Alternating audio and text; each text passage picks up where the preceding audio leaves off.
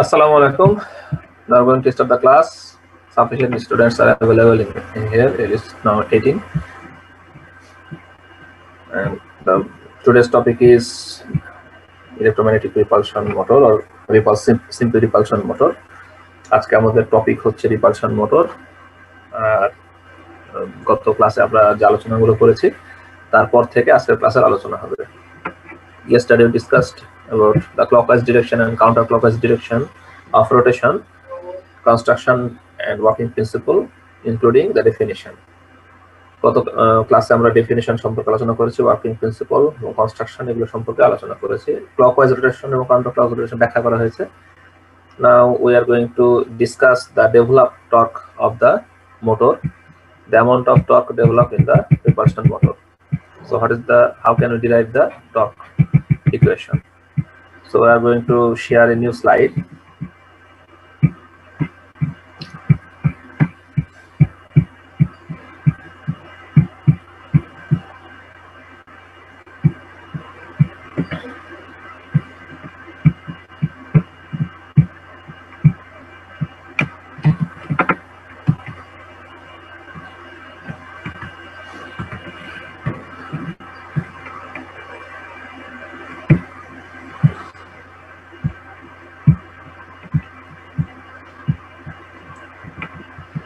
Is the slide visible to you? দেখা যাচ্ছে কি আমাদের স্লাইডটা শেয়ার করে? জি স্যার। আচ্ছা, তাহলে আমরা শুরু করি। Let's start it. And the yesterday's topic was what is the direction of rotation, the clockwise and counterclockwise rotation, how can we achieve. And today's discussion is we should derive the torque, the amount of torque which is produced in the motor, and we have drawn an arrangement. The arrangement shows that there is a center of rotation here. There's a dot point, and this is the brush axis. The brush is movable on its axis. আমরা যেখানে configuration দেখতে পাচ্ছি এখানে ভিতরে একটা centre of rotation দেওয়া আছে এবং এখানে দুটো ব্রাশ দুই পাশে দেওয়া আছে এবং সেই ব্রাশটা কি করছে সেন্টার অফ রোটেশনের সাপেক্ষে রোটেট করছে। The figure is such drawn so that the brush can be moved just like a steering or wheel, just like this what I am doing here.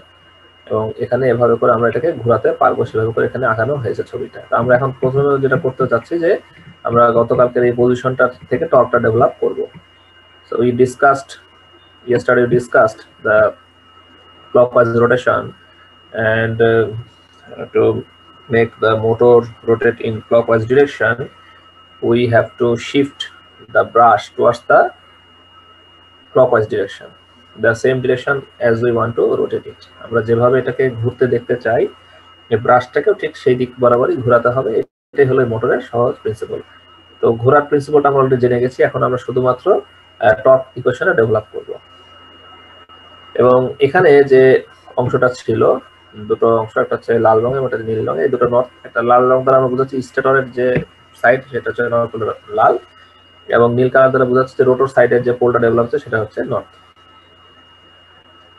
So the red color indicates the stator side and blue color indicates the magnetic pole due to armature action of the rotor. রোটরের মধ্যে যে আমাদের electric কারেন্টটা flow হচ্ছে, whether there is armature reaction or not, regardless the armature reaction, whenever the power is supplied to the brush to the rotor, north pole is created. এই north pole টা যে create হচ্ছে এটা আমরা কি use করছি, we use blue color for just demarcation, so that you can understand this is from the rotor, not from the stator, and the same for the north pole in the stator. We use red color here. তো এই হলো আমাদের এটার arrangement. আমরা এটা arrangement করার পরে আমরা কি করেছি, সেখানে north to north the repulsion force is drawn from the towards the magnetic poles of the north pole, magnetic poles of the stator and rotor, which is shown in figure suppose 1. We can use figure 1 for its figure caption. এটা যদি আমরা figure caption 1 use করি, আমরা এখন থেকে এটাকে এই ছবিটাকে ফিগার 1 বলতেছি প্রথম ছবি হিসাবে। তো সেখানকার এই পজিশনটা ব্যাখ্যা করার পরে আমাকে ডেভেলপ টর্কটা আনতে হবে। So you all know that the developed torque of the motor is equal to F cross D, that is FRD sin theta. So this is the equation of the motor. So what we have to do, we have to just explain the vector towards its vertical and horizontal component as shown here. Therefore the force FR denotes the magnetic force which works between the stator and rotor. যেখানে FR টা দেখতে পাচ্ছি, FR দ্বারা বোঝাচ্ছি যে repulsion force, যেটা কাজ করছে কিসের মধ্যে, স্টেটর এবং রোটরের মধ্যে কাজ করছে। and it has two component, one is vertical component and this is horizontal component. এখানে আরেকটা জিনিস উল্লেখ করার আছে, সেটা হচ্ছে যে সাইন নিয়ে গত ক্লাসে কিছু বলা হয়নি। তো আমরা সাইন সংক্রান্ত তিনটা কনভেনশন ফলো করতে পারি। আমি এখানে একটু ইউজ করি এই যে বক্সটা। তো এখানে আমরা সাইন হিসাবে যেটা আনতে চাচ্ছি সেটা হলো যে যদি বাম থেকে ডান দিকে আমরা আসি, তাহলে আমরা এরকম চিহ্ন ইউজ করতেছি যে বাম থেকে ডান দিকে আসলে এটা হচ্ছে আমরা পজিটিভ ইউজ করতেছি, পজিটিভ আমি লিখে দিলাম পজিটিভ। এবং যদি বিপরীতটা হয় তাহলে হলো নেগেটিভ। আমি দুটো সাইন উল্লেখ করে দিই, কারণ সাইনগুলো ছাড়া আসলে আমাদের মধ্যে কনফিউশন হতে পারে। আচ্ছা, আর যদি বিপরীত হয় যেমন এরকম এবং এরকম, তাহলে হলো নেগেটিভ। ঠিক আছে, নেগেটিভ। আমরা নেগেটিভ এবং পজিটিভ চিহ্নটা ডিনোট অলরেডি করা হয়ে গেল। সেটা হলো যে এখানে যেটা আমরা দেখতে পাচ্ছি আজকে যে ছবিটা, সেখানে আমরা অ্যারো হেডটা আছে এইদিকে গ্রিন কালারের জন্য, তাহলে আমরা এখানে গ্রিন কালারটা ইউজ করলে মনে সহজ হবে বুঝতে। এখানে আমরা গ্রিন কালার দিয়ে দিচ্ছি, তাহলে আর কনফিউশন থাকবে না। এই গ্রিনটা বোধহয় এই গ্রিন, হ্যাঁ, তাহলে গ্রিনের সাথে গ্রিন মিল থাকলো, আমাদের বুঝতে অসুবিধা হবে না। তাহলে এখানে আমাদের কি কি কালার ইউজ করছে আমরা, গ্রিন, একটা হচ্ছে blue. The green denotes the force towards the horizontal direction. Horizontal ডিরেকশনের জন্য আমরা গ্রিন কালার ইউজ করেছি, এবং সেখানে ডিরেকশনটা পজিটিভ হতে পারে। As you see in the figure, that the direction is positive because the arrow has go to the right hand side. Arrow head যেহেতু বামে, ডান সাইডে, তাহলে এটা পজিটিভ। আচ্ছা, আর FV যেটা, FV এর এটাও একটু বলে দিই। FV এর ডিরেকশনটা যদি উপর থেকে নিচের দিকে থাকে তাহলে এটা ডিরেকশন হচ্ছে পজিটিভ।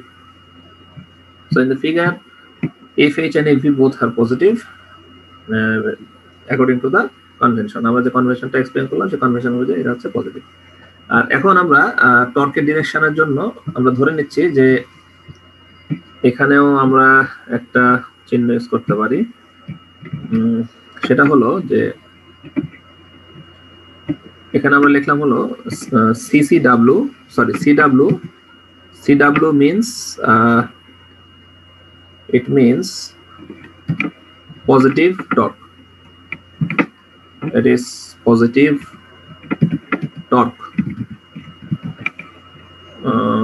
টর্কটা লেখার মতো জায়গা হবে না, আমি এখানে পজিটিভ টাউ দিয়ে দিলাম, টাউ দিয়ে দিলে বুঝতে পারবো যেটা হলো torque. So instead of full torque we should use the symbol of torque tau, that is positive tau means its torque is positive, that's it. So this is quite simple to understand now, এবং এখানে আমরা সেভাবে চিহ্নগুলো দিয়ে দিলাম, আর সেখানে আমরা এখানে একটা রেড কালার ইউজ করলাম মিলানোর জন্য। CW means positive torque, that's it. আচ্ছা এখানে কি সমস্যা দেখাচ্ছে, রেড কালার কেন? পজিটিভ, অ্যাড টু ডিকশনারি দিয়ে দিন পজিটিভ, এটা সিম্পল পজিটিভ। তো যাই হোক, এভাবে আমরা এখানে চিহ্নটা দিয়ে দিলাম। এটাকে একটু ছোট করে দিই, এটা বেশি বড় বড় লাগতেছে, এটাকে একটু ছোট করে দিই, 18 এই চলবে। হ্যাঁ, ক্লকওয়াইজ রোটেশন পজিটিভ, ব্যাস। এবার আমরা একটু দেখে নিই যে এটাকে আমরা কিভাবে এটাকে রিপ্লেস করে নিই।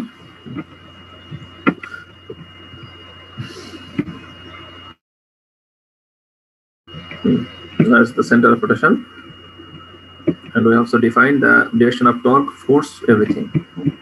Now come to the point, what is the developed torque for the vertical and horizontal component? We should derive it separately. Here is the equation,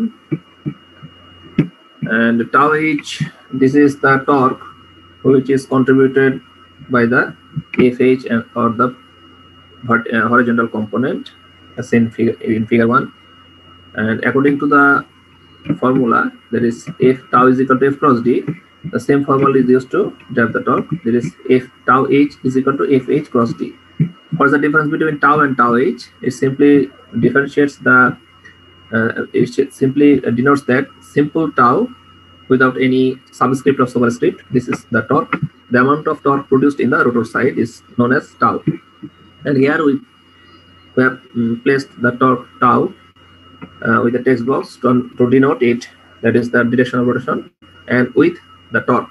So the direction of rotation could be positive or negative, and depending on the direction, torque could be positive or negative. তার মানে হচ্ছে যে এখানে টর্কটা তখনই positive বা negative হবে যখন কিনা ডিরেকশন অফ রোটেশনটা পজিটিভ বা নেগেটিভ হবে, সেই ক্ষেত্রে আদারওয়াইজ এটা হবে না।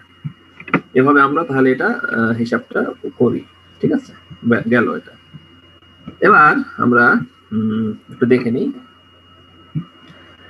tau h is equal to fh cross d is equal to fd sin theta. So what is the value of sin theta? Sin theta, according to this figure, the vertical component of fh creates a right angle to the vertical component, and we placed a square box here to denote it itself, and it's just a right angle, which is 90 degree. That is why its torque is totally contributes from this horizontal component. তার মানে আমরা বলতে চাচ্ছি total যে টর্কটা develop হলো tau, এর কি portion, কতটুকু portion, how many percentage or how many portion comes from the vertical and how many portion comes from the horizontal component, we should clarify this. মানে এখানে শুধুমাত্র দেখাতে হবে যে কোন অংশ থেকে টাউটা কন্ট্রিবিউট হয়েছে আর কোন অংশ থেকে টাউটা কন্ট্রিবিউট হয়নি, সেটাই।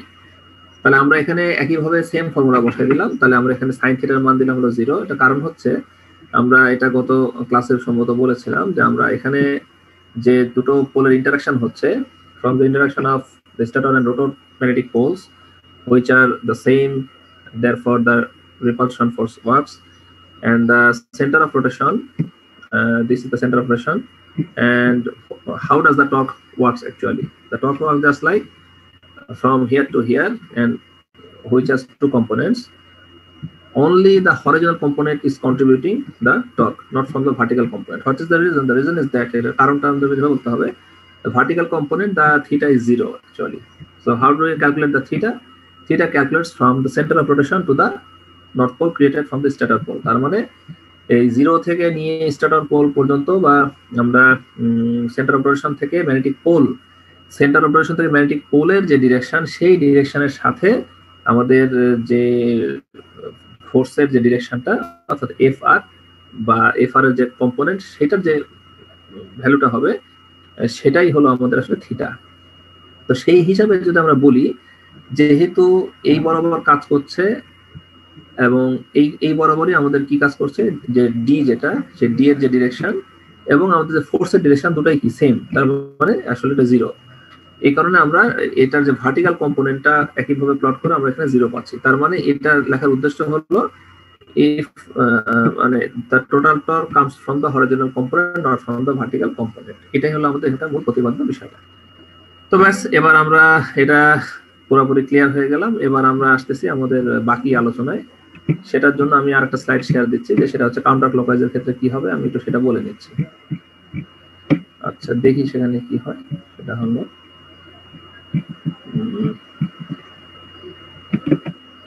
এটা হচ্ছে নেক্সট আরেকটা মাইক্রোসফট ডকুমেন্ট আমি নিয়েছি, অনেক আঁকানোই আছে সিসিডাব্লিউ পজিশনটা, যেন আমাদের বুঝতে সুবিধা হবে। আমরা সেখানে যাচ্ছি। আচ্ছা, তাহলে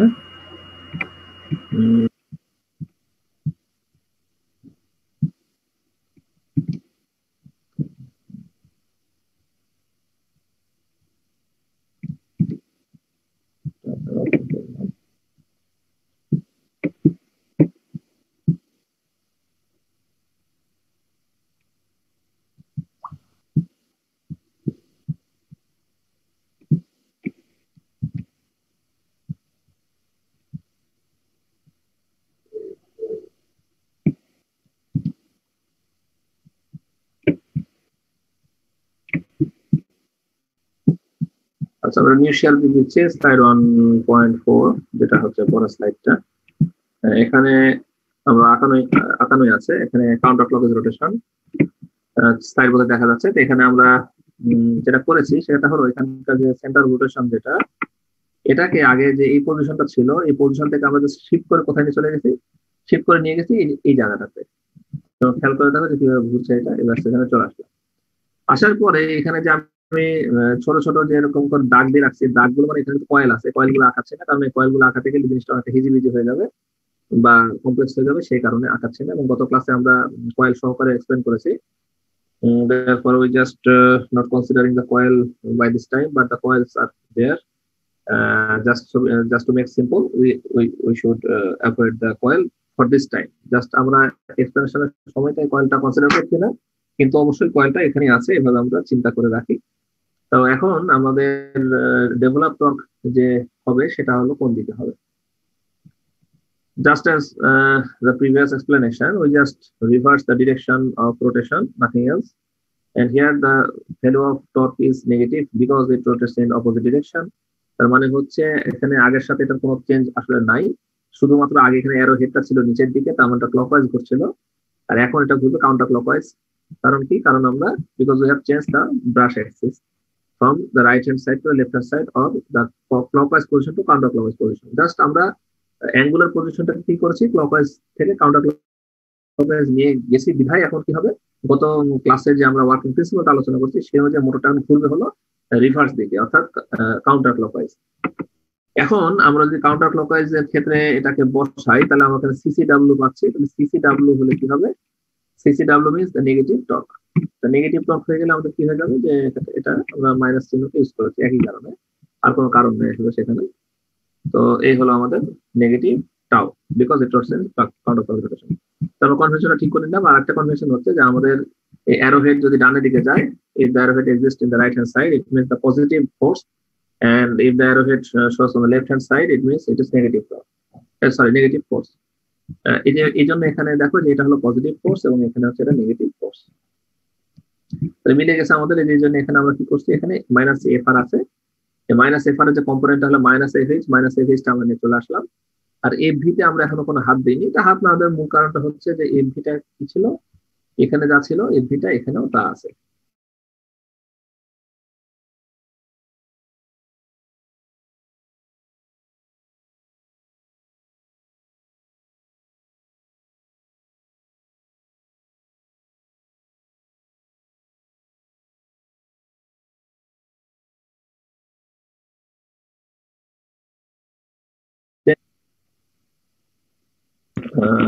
ইন্টারাপ্ট হয়েছে মনে হয়। এনিওয়ে, তো আমি বলতে চাচ্ছি যে as the direction of the force is the same, therefore the sign is unchanged, therefore the sign is positive here and also for here, but the direction is changed in for the horizontal component. The direction is changed for the horizontal component, therefore the horizontal component the sign is positive for this direction, and for another direction the sign is negative, and so on. তার মানে কিছুই না, আমি just এই ছবিটাকে যেটা দেখানোর চেষ্টা করেছি। এখন আগে এই পাশটা ছিল এখান থেকে এই পাশে, এই পাশের জন্য ছিল এইটা, এখন এই পাশটা এখান থেকে এই পাশে, এই পাশের জন্য আমি এটা এখানে আঁকালাম, এবং এইটাকে এবং এটাকে একসাথে আঁকানোর উদ্দেশ্য হলো আমাদের সাইনটা ভালো মতো বুঝতে পারি আর কিছু। The purpose is only so that we can understand the symbol and the sign. That's it. তো আমরা এখন চলে যাচ্ছি যে আমরা ভার্টিক্যাল এবং হরিজন্টাল কম্পোনেন্টের এখানে কোথায় কোথায় চেঞ্জ হচ্ছে সেটা একটু দেখে নিই। Just as the previous example, the horizontal part which comes from the F page, F superscript page, it indicates the horizontal component, but the sign is negative, and therefore we put a negative sign here. And the direction or the distance from center of rotation to the pole is the same, which is d. It's unchanged because the distance is same as before, which gives us results, that is the multiplication. The result should be negative, and it should be carried up to the last portion, and there is no change in the magnitude. The magnitude is almost the same. তার মানে হচ্ছে এখানে আমাদের আগের যে magnitude আমরা পাইছি, সে আগের ম্যাগনিটিউড যেটা এখানে আমরা ছিল, সেম ম্যাগনিটিউড আমরা পেয়েছি, কিন্তু কোনো প্রকার কি নাই, কোনো চেঞ্জ নাই, শুধুমাত্র চেঞ্জ হচ্ছে এটা সাইন। এবং এটাও ইনশিওর করার জন্য যে যখন কোনো দুটো জিনিস মাল্টিপ্লিকেশন হয়, তো যে কোনো একটা প্যারামিটার যদি মাইনাস হয় তাহলে টোটাল মাল্টিপ্লিকেশনটাই মাইনাস হবে, কিন্তু শুধুমাত্র রেজাল্টের দিকে তাকালে আমরা বুঝতে পারবো না এই টপটা যে মাইনাস হলো, এই টপটা মাইনাস হওয়ার জন্য দায়ী কে, এটা কি ডিস্টেন্স বা ডি সেটা কি চেঞ্জ হয়ে গেছে নাকি ফোর্সটা চেঞ্জ হয়ে গেছে, সেটা আমাকে আইডেন্টিফাই করার জন্য একটু ব্যাক সাইডে আসতে হবে। এখানে আসলে আমি দেখতে পাবো যে না, এটা আসলে ডিস্টেন্স থেকে হয়নি, এটা হচ্ছে ফোর্স থেকে। So we can understand that the change in the direction in the torque not comes from the change in the direction, the distance d, it comes from the direction of force. That's it.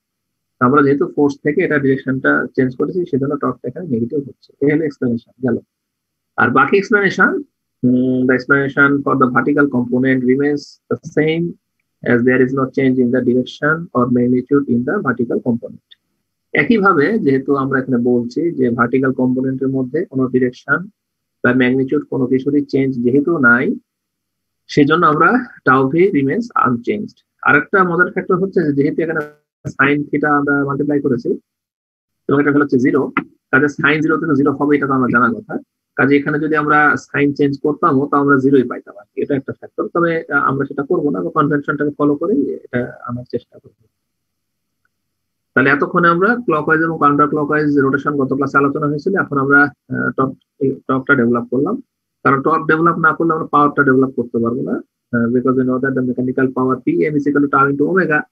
So if you are not calculate or determine, if you are trying to determine or calculate the torque, then we would not be able to find out the power or the mechanical power from the motor.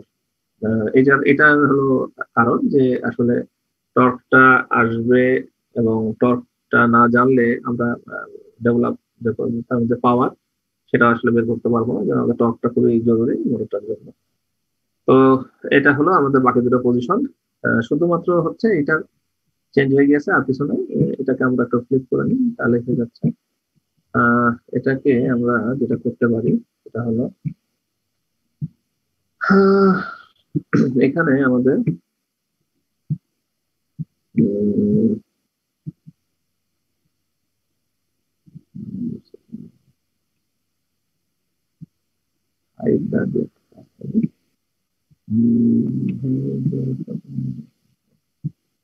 আচ্ছা, এখানে যদি আসবে escape বলে চলে আসবে। আচ্ছা, তাহলে এখানে একটা কাজ করি, এটাকে আচ্ছা আমরা এটাকে কিভাবে ক্লিকটা করতে পারি, ফরম্যাট শেপে যাই, ফরম্যাট শেপে গেলে ক্লিক করা যাবে। আর একটা অপশন আছে পিকচার থেকে, এটা সহজ হবে। আচ্ছা, আমরা তাহলে এখন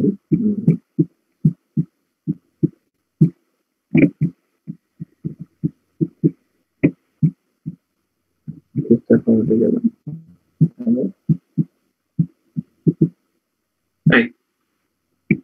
এটাতে আমার একটা সমস্যা হচ্ছে যেখানে তো নট পোলটা দেখা যাচ্ছে না।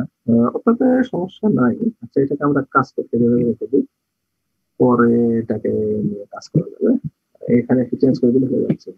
আচ্ছা, যাই হোক, তাহলে আমরা এখানে মোটরটার কাউন্টার ক্লকওয়াইজ রোটেশনটা অলরেডি এক্সপ্লেন করেছি এবং কিভাবে টর্কটা ডেভেলপ হবে সেটা এক্সপ্লেন করেছি। আচ্ছা, এই পর্যন্ত বুঝতে যদি কোনো প্রবলেম থাকে আমাকে একটু শেয়ার করো, তাহলে আমরা পরবর্তী টপিকে চলে যাবো, স্টপ বাইডাল পজিশন এবং এই মোটরের যে অন্যান্য ফিচার গুলো আছে, অ্যাডভান্টেজ, ডিসঅ্যাডভান্টেজেস, লিমিটেশনস, এগুলো নিয়ে আমরা পরবর্তীতে ডিসকাস করবো। তাহলে এই পর্যন্ত কি ক্লিয়ার হয়েছে সবার?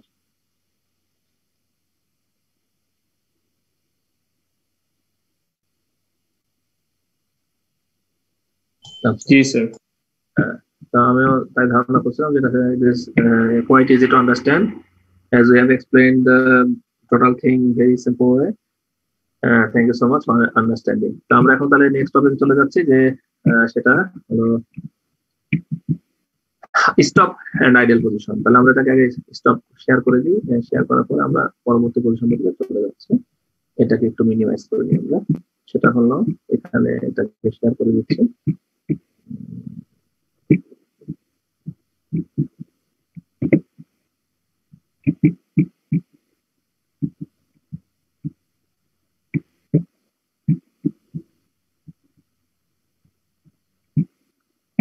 আচ্ছা, আমি নতুন একটা স্লাইড শেয়ার করেছি, সেখানে আমরা আসলে মোটরের যে ওয়ার্কিং প্রিন্সিপল এর উপর ভিত্তি করে আরো দুটো পজিশন নিয়ে চলে আসলাম। একটা হচ্ছে ভার্টিক্যাল পজিশন, একটা হচ্ছে হরিজন্টাল পজিশন।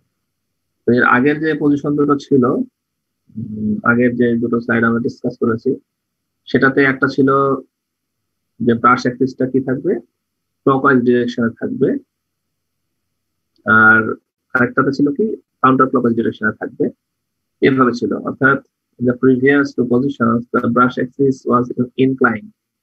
ব্রাশ পজিশন গুলো কি ছিল? ব্রাশ পজিশন গুলো ইনক্লাইন্ড ছিল, whether it's in clockwise direction or counterclockwise direction. But in the current slide, there are two other positions of the brush axis, which is just the vertical axis. The brush falls on the vertical axis, or the brushes are in the horizontal axis. So these two positions have not been discussed in the previous classes.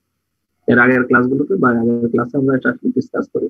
এখন আমরা আলোচনা করব brush যদি ভার্টিক্যালে থাকে তাহলে কি হবে, হরাইজন্টালে থাকলে কি হবে, সেই দুটোই আমরা এখানে একটু দেখে নিই।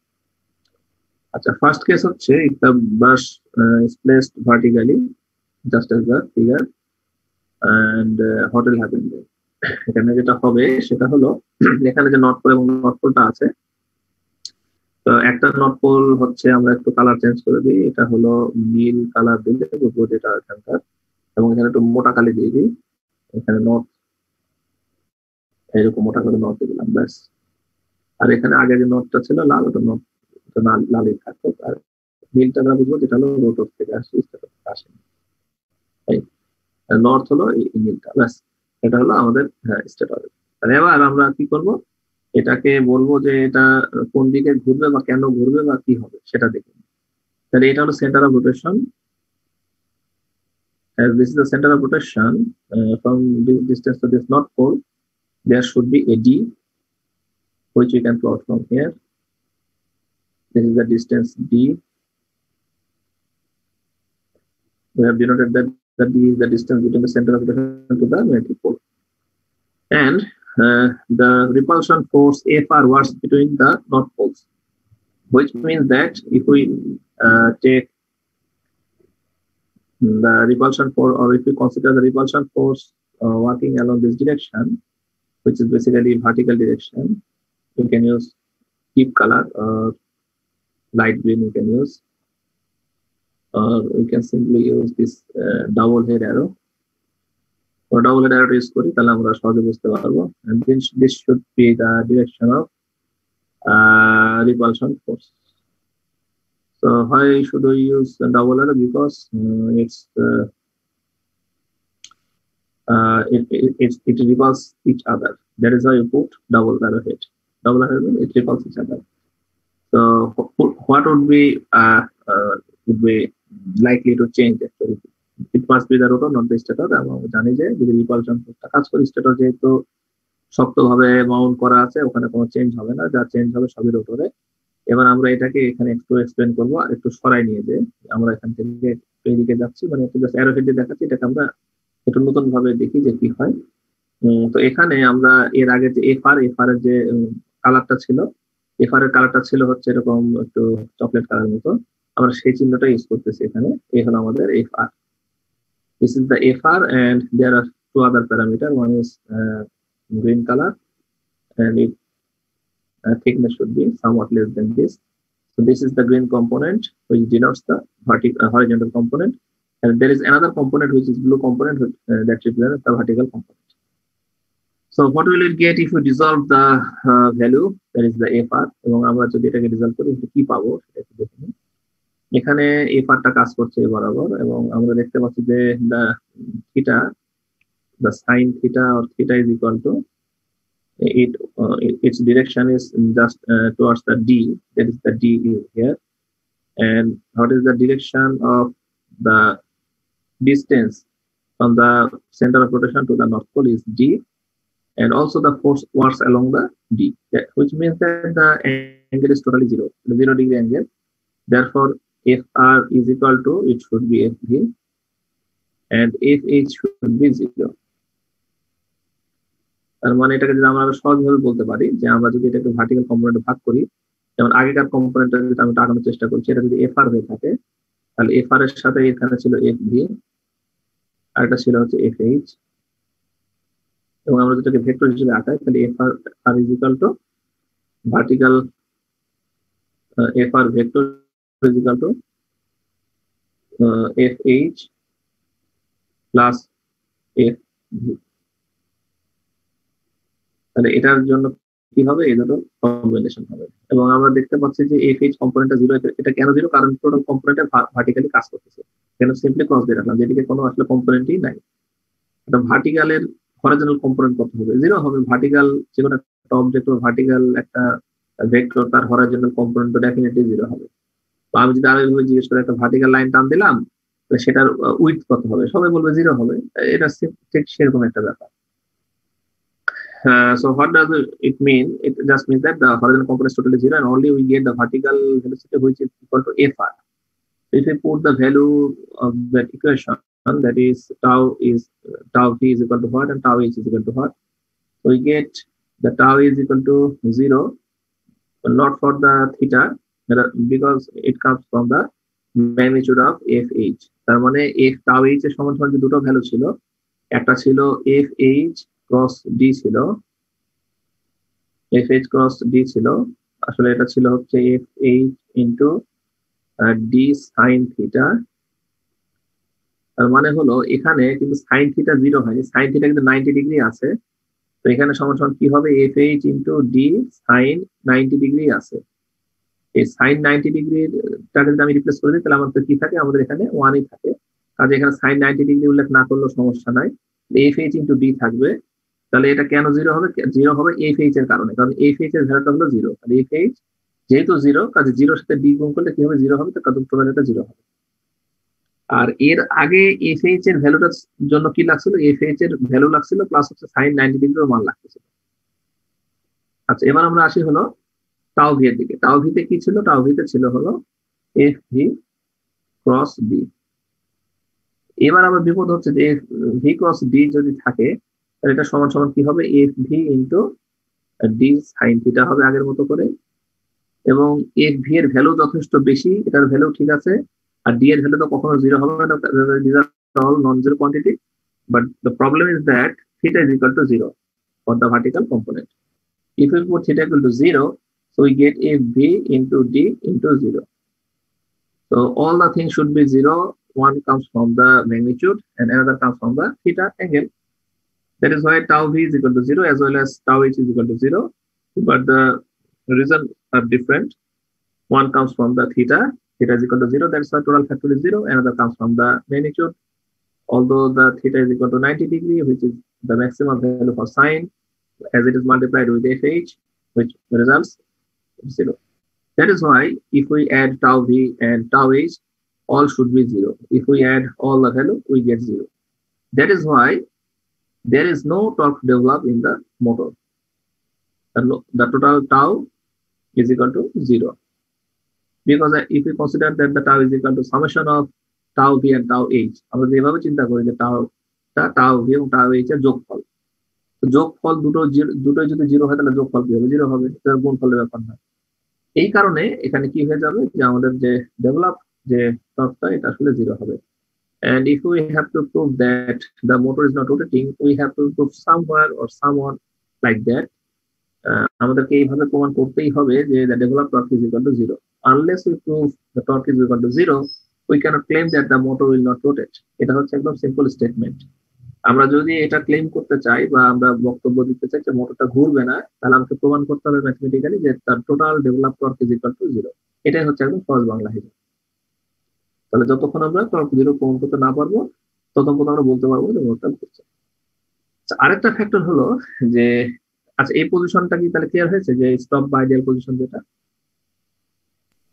জি স্যার। ঠিক আছে, এটা ভেরি গুড, তাহলে এটা ক্লিয়ার হয়ে গেছে আমাদের। এবার আমরা আসতেছি স্টপ পজিশন। আচ্ছা, স্টপ আর আইডিয়ালের মধ্যে পার্থক্য কিছুই না। আইডিয়াল হচ্ছে অলস, আর স্টপ মানে হচ্ছে থেমে থাকা। তো মানুষ অলস বলতে বোঝায় যে চুপচাপ বসে থাকে, আমরা সাধারণত তাকে অলস বলে থাকি। তো এই মোটরটা যেহেতু আসলে মানে মুভ করছে না, ঘুরছে না, পাওয়ার দেওয়া সত্ত্বেও ঘুরছে না, এই জন্য এটাকে অলস বলা হচ্ছে। এটা একটা জাস্ট কথার কথা, বা এটাকে বলা হয়ে থাকে। এই চারটা পজিশনই হচ্ছে মোটরের জন্য খুবই পপুলার। আর লাস্ট যে পজিশনটা আছে সেটা খুবই সিম্পল। এখানে একটা হরিজন্টাল কম্পোনেন্ট এখানে দেওয়া আছে, সরি হরিজন্টাল কম্পোনেন্ট না, the brushes are placed along the horizontal axis। তার মানে ব্রাশটাকে আমরা হরিজন্টাল অ্যাক্সিস বরাবর প্লেস করেছি। এবং এটার আসলে ডেভেলপ টর্কটা কি হবে সেটা একটু দেখে নেওয়া যাক। তো প্রথম সমস্যা হলো যে আমরা যেহেতু এই জায়গায় ব্রাশ দিয়েছি, কাজে এই পোলগুলো এটা থেকে কি অনেক দূরে হয়ে গেছে। এখানে আমাদের যে নর্থ পোলটা তৈরি হয়েছে, আমাদের যদি এইখানে নর্থ অথবা সাউথ যাই তৈরি হোক, বা এখানে নর্থ অথবা সাউথ যাই তৈরি হোক, এখান থেকে এটা ডিস্টেন্সটা আসলে এটা অনেক বেশি। হ্যাঁ, এই ডিস্টেন্সটা অনেক বেশির কারণ হলো as we know the diameter of the motor is quite large and we have stated that the motor can handle high amount of power and its physical size is quite high along with its diameter। তার মানে মোটরটা শুধুমাত্র বড় তাই নয়, এর ডায়ামিটারটা অনেক বড়। অনেক বড় ডায়ামিটার হলে কি হবে যে এই টার্মিনাল থেকে শুরু করে এই টার্মিনাল পর্যন্ত আসলে অনেক দূরত্ব হয়ে যায়। এত দূরত্বে আসলে ম্যাগনেটিক পোলগুলো কাজ করতে পারে না। ম্যাগনেটিক পোলগুলো কাজ করার জন্য আমরা জানি কি করতে হয়, যদি ডিস্টেন্সটা কমায় রাখতে হয়। তো যেহেতু ডিস্টেন্স এখানে অনেক বেশি, এই বেশি ডিস্টেন্সের জন্য এটা আসলে কাজ করতে পারবে না। এই হচ্ছে সহজ হিসাব। তো এখানে ম্যাগনেটিক ফোর্স ডেভেলপটা কত, যে এখানে যে রোটরটা আছে, রোটরের এই গোটা অঞ্চলে কি নাই, কোনো প্রকার ম্যাগনেটিক পোল নাই। there is no magnetic pole at around the stator north pole।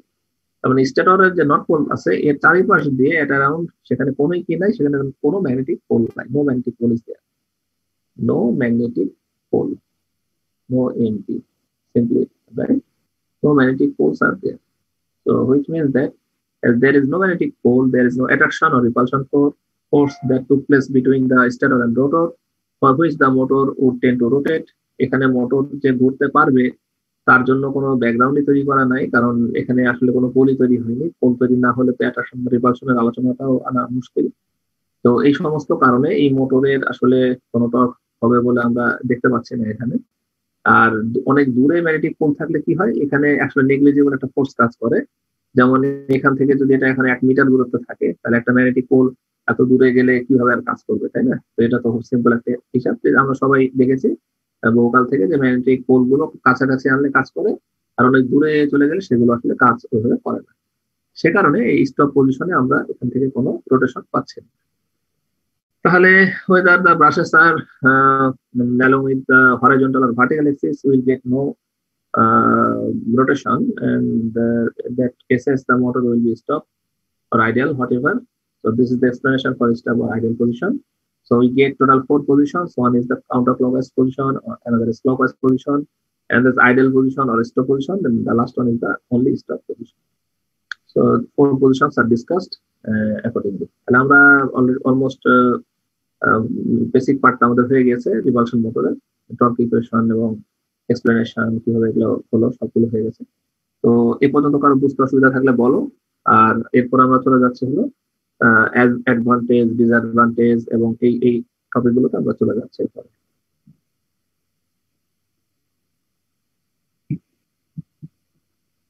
তো আশা করি এটা সবাই বুঝতে পেরেছো, এটা কোয়াইট সিম্পল টু আন্ডারস্ট্যান্ড। আর এখানে আমি এটাকে ক্লিয়ার করে দিচ্ছি ড্রয়িংটা, এটাকে আমরা ক্লোজ করে দিই। ক্লোজ করে আমরা এবার একটু সুবিধা অসুবিধা আলোচনাগুলোতে আসি।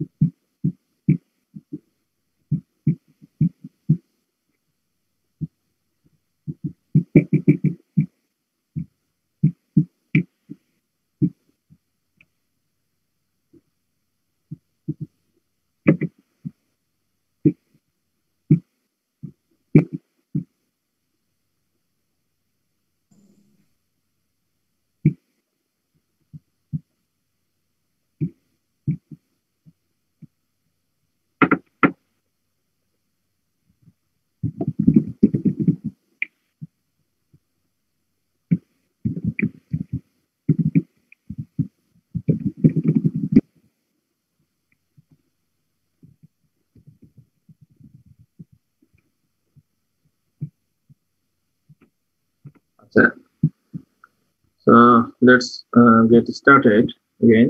আমরা নতুন একটা স্লাইড শেয়ার করছি, and the running topic is the advantages and disadvantages of the motor, or we can simply say pros and cons, or we can say the company.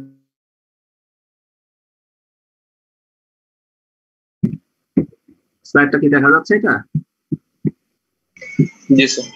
আর এখানে আমরা সিম্পলি যেটা করব সেটা হলো যে তো দেখবো যে এখানে কি কি রকম ফিচার আমরা পাই সেটা একটু দেখে নেব। আমরা এখানে কিছু সিরিয়াল নাম্বার বসাই দিই, 1 2 3 4 করতে করতে কয়েকটা ফিচার দেখি কিছু আসছে কিনা এরকম। আমরা অ্যাটলিস্ট 4টা পয়েন্ট টাচ করার চেষ্টা করব, যে অন্তত যদি আমরা 4টা বা 3টা বা 5টা এরকম কিছু একটা কম্পারিজন দেখাতে পারি।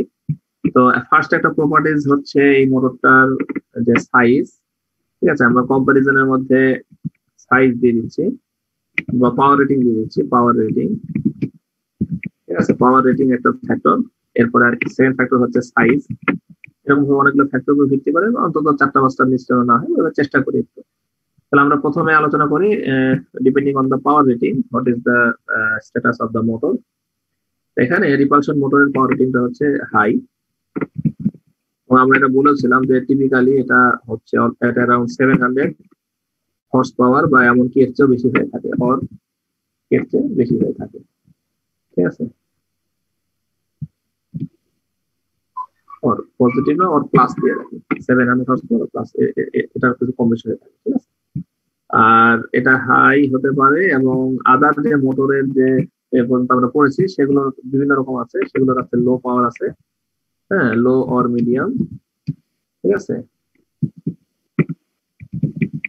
লো আর মিডিয়াম টাইপের পাওয়ারওয়ালা মোটরের সংখ্যাই বেশি, কিন্তু এই মোটরটা আসলে হাই পাওয়ার পজিশন। আর সাইজ যেটা, এটা তো আসলে নতুন করে বলারও ব্যাপার থাকে না, এটা সাইজটা অবশ্যই লার্জ হবে। সাইজ এন্ড ডায়ামিটার দুটো দিবি, সাইজ দিয়ে আমি ডায়ামিটারটা দিবি, এটা দুটো হলো লার্জ আর এগুলো হচ্ছে স্মল, স্মল অর মিডিয়াম দিবি। স্মল অর মিডিয়াম হয়ে থাকে সাধারণত অন্য যে মোটরগুলো আমরা পড়েছি, এই মোটর আকৃতি সাধারণত লার্জ হয়ে থাকে। এবং থার্ড ফ্যাক্টর হচ্ছে যে ভোল্টেজ সাপ্লাই, ঠিক আছে, ভোল্টেজ সাপ্লাই, ভোল্টেজ রেটিং। এটার ভোল্টেজ রেটিংটা আসলে হাই, এটা কিন্তু আবার একটা অ্যাডভান্টেজ না, এটা অবশ্যই একটা ডিসঅ্যাডভান্টেজ, এটা আমরা পরে আসবো যে এটা কেন হাই। আর অন্যান্য মোটরগুলো সাধারণত লো আর মিডিয়াম, লো অর মিডিয়াম। তাহলে এগুলো এদের মধ্যে একটা হচ্ছে ডিপেন্ডস অন দ্য সাইজ, তাদের মধ্যে ডিপেন্ড পার্থক্য আমরা পাই। এরপরে যে মোটরের পার্থক্য আছে সেটা হলো যে এই মোটরগুলো সাধারণত ইউজ করা হয় very high torque or traction পারপাসে। ঠিক আছে, তাহলে high torque or high power অ্যাপ্লিকেশনের জন্য এই মোটরগুলো আসলে সুইটেবল। এই মোটরের আরো কিছু সুবিধা আছে, সে হচ্ছে যে এই মোটরের মধ্যে একমাত্র আমরা কি পাচ্ছি, মুভেবল ব্রাশ। ঠিক আছে, মুভেবল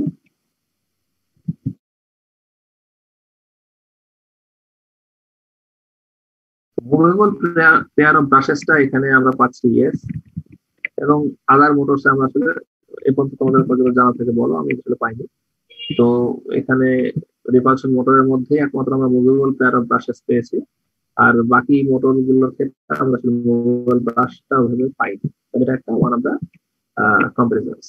আচ্ছা, মুভেবল পেয়ার অফ ব্রাশেস থাকলে আরেকটা ব্যাপার আছে, যেখানে আছে ড্রাইভার সার্কিটের যে ব্যাপারটা, ড্রাইভার সার্কিট এখানে আসলে আমরা পেয়েছি নো। আদার মোটরসে আমরা কি কি পেয়েছি, বেশিরভাগই ইয়েস পেয়েছি, অল্প কিছু মোটরে আমরা নো পেয়েছি। কোথায় ইয়েস কোথায় না আমরা সেটা বলে দিচ্ছি। যেমন আমরা এই মোটরের যে ড্রাইভার সার্কিট লাগে না, এটা আবার অ্যাডভান্টেজের দিকেও চলে যাচ্ছে। তো অন্যান্য যে মোটরগুলো আছে বেশিরভাগ মোটরে ড্রাইভার সার্কিট লাগে। উদাহরণ দিচ্ছি, যেমন আমরা ব্রাশ টেস্ট মোটর করেছি, ড্রাইভার সার্কিট লেগেছে। তারপরে আমরা বিভিন্ন রকম স্টেপার মোটর, সেখানে ছিল ড্রাইভার সার্কিট। আবার এদিকে আমরা পার্মানেন্ট মানে ডিসি মোটরও পড়েছি, সিঙ্ক্রোনাস মোটরও পড়েছি, সেগুলো তো অবশ্যই ড্রাইভার সার্কিট ছিল। এই জন্য আমরা দুই রকমই দেখলাম যে অন্যান্য মোটরে ড্রাইভার সার্কিট থাকতেও পারে বা নাও পারে, তবে আমাদের রিপালশন মোটরে আসলে ড্রাইভার সার্কিটটা নাই। তাহলে আমরা অলরেডি 5টা পয়েন্ট টাচ করেছি, এটা খুবই ভালো একটা ব্যাপার। আরেকটা হচ্ছে যে লো পাওয়ার অ্যাপ্লিকেশন। লো পাওয়ার অ্যাপ্লিকেশন মানে হলো যে এই মোটরটাকে যদি আমরা লো পাওয়ার অ্যাপ্লিকেশন করি তাহলে কেমন হবে। তো লো পাওয়ার অ্যাপ্লিকেশন এখানে নো লিখে রাখলাম, বা এখানে লিখলাম নট সুইটেবল, এটা আসলে সুইটেবল না। আর অন্য জায়গায় সাধারণত ইয়েস অবলিক সুইটেবল। ঠিক আছে, তার মানে এই মোটরটা লো পাওয়ার অ্যাপ্লিকেশনের জন্য সুইটেবল। তো এই ধরনের সুবিধা অসুবিধাগুলো আমরা দেখতে পাচ্ছি। আর এগুলো হচ্ছে বেসিক্যালি হাই টর্ক বা ট্রাকশন ইউজ করা হয়। ঠিক আছে, হাই টর্ক অর ট্রাকশন পারপাসে এটাকে ইউজ করা হয়, এটা ইয়েস। আর সাধারণত এগুলোকে নো বলা হবে। বেশিরভাগ মোটরই আসলে হাই টর্ক বা হাই পাওয়ার অ্যাপ্লিকেশন ইউজ করা হয় না। আরো অনেক ফ্যাক্টরস আছে, আমরা এখানে ভাইটাল গুলো লিখে দিলাম। আর movable pair of brushes yes মানে অবশ্যই ব্রাশ যেখানে থাকবে সেখানে ব্রাশ থাকার জন্য যে সমস্যাগুলো সেগুলো আসলে থাকবে। ঠিক আছে, আর অন্যান্য মোটরে যেগুলোতে ব্রাশ থাকবে না সেগুলোতে ব্রাশ না থাকার যে সুবিধা সেগুলো পাওয়া যাবে। তো এইভাবে করে আমরা একটা নিউট্রাল পয়েন্ট অফ ভিউ থেকে একটা কম্পারিজন করলাম, এটা আমাদের কাজে লাগবে। আর অ্যাপ্লিকেশনটাও তো বললাম যে এই সব রিপালশন মোটর ইউজ করা হয় ডিজেল ইলেকট্রিক লোকোমোটিভ বা রেল ইঞ্জিন যেখানে আমাদের আছে, সেই রেল ইঞ্জিন এগুলো ইউজ করা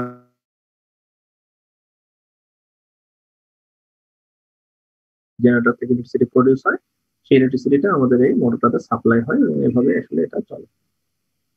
এরকম 6টা মোটর থাকে সাধারণত একটা রেল ইঞ্জিনে। এইভাবে আমরা এর অ্যাপ্লিকেশনটা ডিসকাস করলাম, এবং এটা লিমিটেড অ্যাপ্লিকেশন, এটা স্পেশাল পারপাস একটা motor.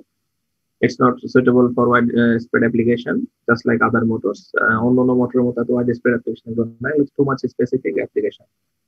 So we are not at the end of the class. তো সিআর কি আজকে অ্যাটেন্ডেন্স নাও হয়েছে তোমাদের?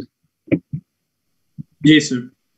ঠিক আছে, আর আমরা তো ক্লাস শেষে চলে আসছি, যদি কারো কোনো কোশ্চেন থাকে করতে পারো, আদারওয়াইজ আমরা ক্লাসটা শেষ করে দিই। তোমাদের হয়তো পরে ক্লাসও আছে, অথবা যদি কারো কোশ্চেন থাকে আমরা নেক্সট ক্লাসে ডিসকাস করতে পারি। তো ঠিক আছে, আজকে আমি বিদায় নিচ্ছি তোমাদের থেকে, ক্লাসটা আমি এন্ড করে দিচ্ছি। আসসালামু আলাইকুম। আসসালামু আলাইকুম স্যার। আসসালাম।